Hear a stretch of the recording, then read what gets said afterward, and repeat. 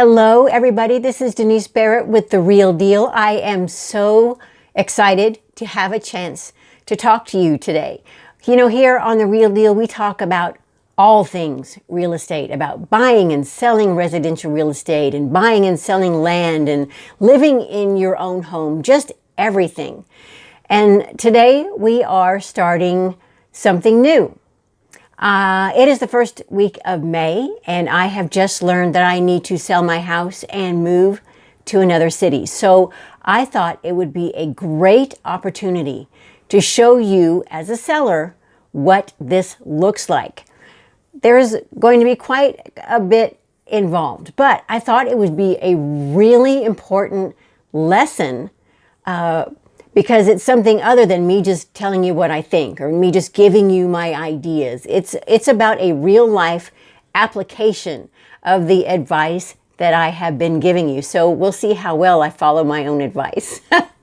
So you'll see the good, the bad, the ugly, the frustrating, and hopefully the successful sale of my house relatively soon. So let's get started. What I'm going to do is take the camera and show you what this phase looks like.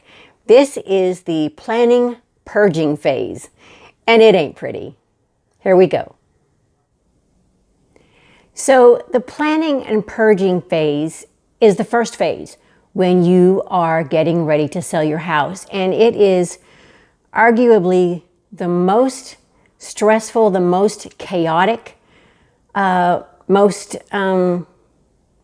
icky time of the whole process. Because number one, you're dealing with the reason for the sale, right? It could be a fantastic reason like a job transfer because somebody got a promotion, or we're moving to another part of the country to be closer to family, which is all wonderful things. Or there could be some other reasons, such as a change in the family circumstance, a divorce or a death in the family. Those things which are extremely difficult to deal with on their own, but now we have to add moving on top of it. So there's that. In this phase, you are faced with your stuff. And now you have to deal with the question of pain. Do I want the pain of moving this item, or does it need to be somewhere else? So this is where drawers get opened. You go through all kinds of trash bags.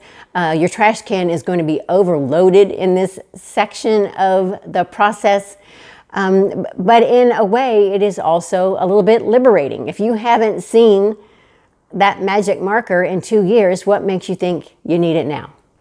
So that's where you are. Now in this phase, and in my house, and I'll show you what the pictures look like, there's random furniture everywhere, because I'm planning for how the home is going to be staged when we get to that point, which means items are coming off the walls. Furniture is moving from one room to another for aesthetic purposes. Other furniture is going to be sold or donated or whatever.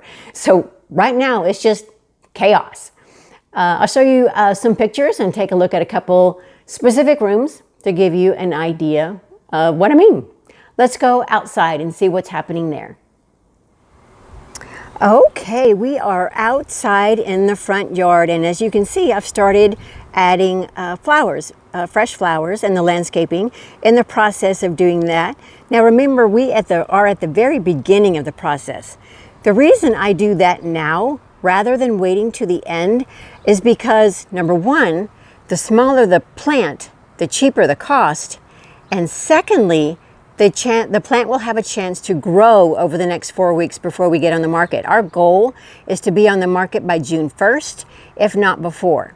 So what we've done so far is power wash the concrete and starting the plantings. We're kind of early in that process.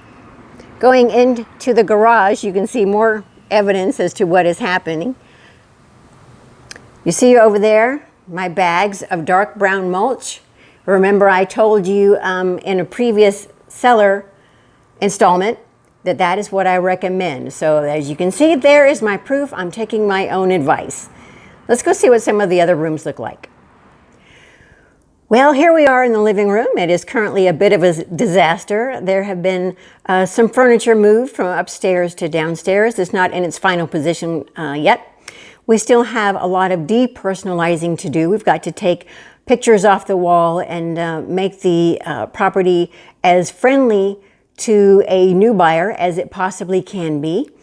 This won't take very long. It just requires that a few steps fall in place first. We have to get some furniture gone, either sold or donated, so that we can stage this in a way that it needs to be done. The first rooms I am starting with are the primary bedroom, closet, and bathroom. The reason I'm starting here is because this is where a lot of purging can take place, right? This is a chance to go through your clothing, go ahead and donate what you haven't worn in 2 or 3 years, get that planned. But once it's done and it's pretty, you have a nice place to rest. This is a long process and the days are really long.